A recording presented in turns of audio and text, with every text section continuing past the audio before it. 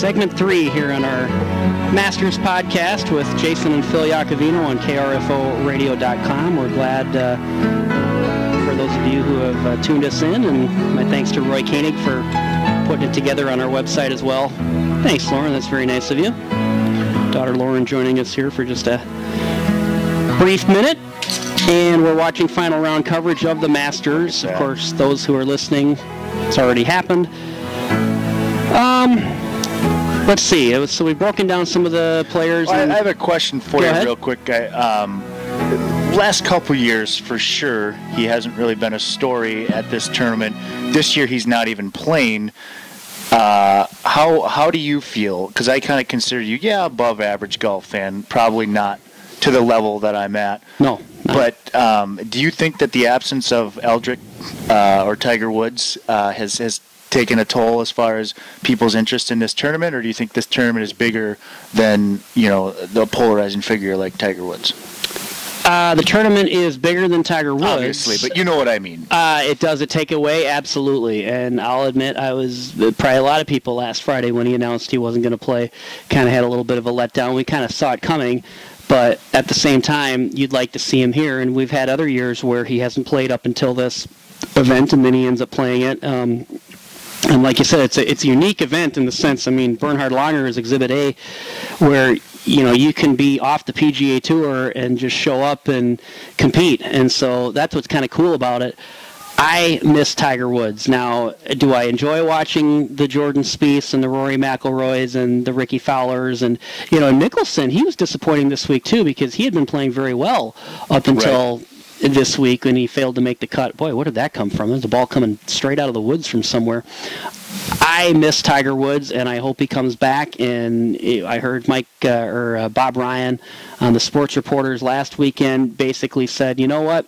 There's a group of guys that we talk about in sports, Babe Ruth, Mickey Mantle, he named a few others, and now we can put Tiger Woods in that group too. His point being, he's done. He's officially done, and now we can put him in that, all-time greats mantle of guys in the past. Boy, I hope that's not the case, but it sure could be. I don't think, Tiger needs any extra motivation to come back, and I'm so sick of saying Tiger coming back. I feel. But is he going to? Would he? But what I'm saying is, I think that Bob Ryan's statement is a little bit, it's redundant at this point. It's not breaking news that he's the first one to say something like that.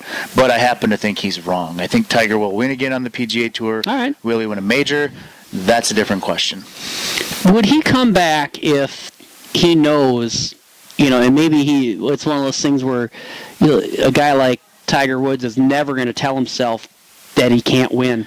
But if he knows that all I can do is be a mediocre golfer, that's the ceiling right now, you'd think that he wouldn't settle for that. You'd think he'd rather do other things in life. To kind of compare what Nicholas said about hitting the ceremonial first tee shot, I'd rather go have some breakfast. If you're at that level of a competitor and your game is at the highest level that there is, and then it's not there anymore, he doesn't need a parade. He doesn't need a coronation to kind of just wave his hat and sign some autographs. If he's not able to win or compete at a level where he thinks he has a chance to win, he doesn't need any money. What is his injury and what's the prognosis? Well, it's hard to keep up, but he's had a couple of back surgeries, and I'm not exactly sure what caused it. I'm guessing something within the swing. He had a surgery last year after the an event he played in August that actually Davis Love won. And then he had a setback and another surgery in October to follow that up.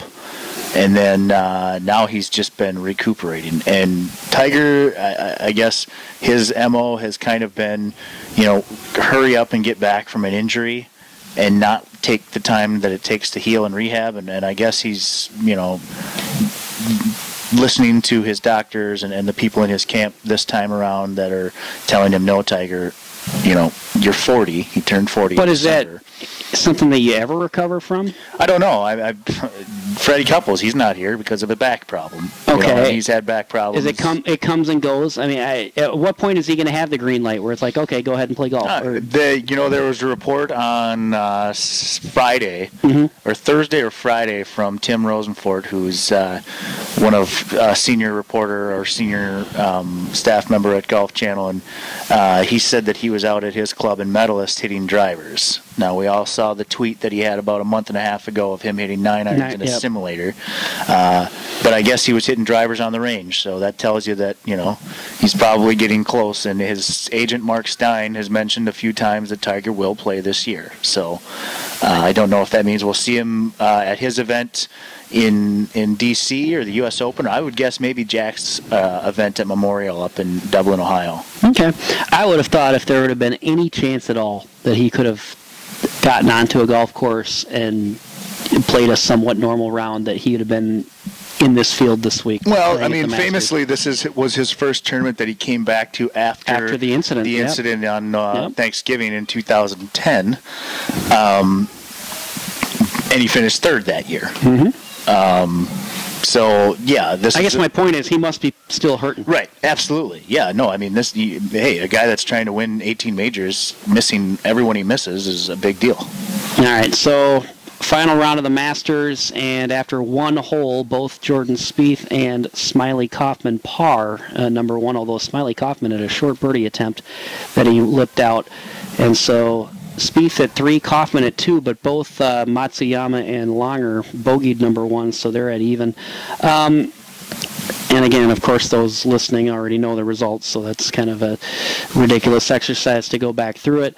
Let's talk a little bit about just a couple local golf notes that I wanted to throw out here in the last couple of minutes of our 3-2 third segment here. Good one today. What's that? No, I don't want to throw that golf. We were able to play this morning. Actually, this is now you see sunshine out there, but I heard on the radio on the way back from the golf course it was ended up for us about a 50-degree day, overcast this morning, and I didn't feel like it was too cold. They said the temperature is actually 58 and overcast for this final round. Now I'm seeing more sun than overcast, but not a whole lot different. Anyway, the point is we did play this morning, and it's good to get out there. We're still not, hopefully the next 2 days it's going to start to warm up to where we get to actually play some real golf, but, not too bad out to get a chance to get out and play. And played at Blooming Prairie Country Club, which you joined this morning. That was nice of you. That was very cool. You get down enough where the prices are cheap enough where you might as well.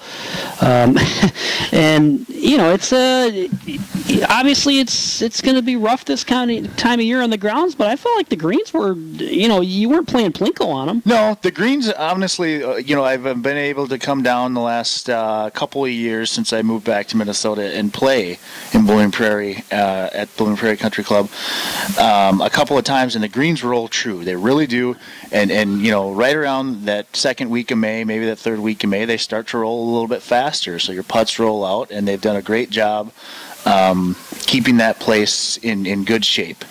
Yep. And they have a great giving them a free plug here, but they have a great deal to people that want to join, and I took advantage. So hopefully I'm there a few times this month and can play a few times a month this summer, and I'm going to play in some of the tournaments. So, yeah. Brook Tree has got some new things going on, a new restaurant and full bar area called, interestingly enough, the Masters Grill. And so that's added to what has been a revamped clubhouse there here in Owatonna. They are open for play. Owatonna Country Club is also open for play. But the golf teams really haven't got out there. Owatonna hasn't had a match yet. Blooming Prairie played Triton last Thursday at a very ugly weather day, rainy and temperature in the high 30s, but ended up with a couple of decent scores. Tommy Broughton shot a 38. He was the medalist. The Cobras won the match on the boys' side by 11, a 9-hole match, but Tommy Broughton was the medalist with a 38. He's hoping to get back to state this year after just missing by a shot last year. And then Taylor Christensen, girls golfer for BPHS, shot 42. She's the only, actually, varsity girls golfer for Blooming Prairie this I have a question in regards to that. Now, how does that work? So when they head over to New Richland, is it like, okay, guys, if we beat her, we win, but if she beats, I mean, how does a regular match work for her? There is no team competition. You're just she's not involved in any team competition. Unfortunately, not. So you're basically, it's basically a practice round for her. Is how that works. It counts for lettering and all conference and that kind of stuff, but that's all there is to it. We'll take a break. We're halfway home on our Masters podcast, krforadio.com.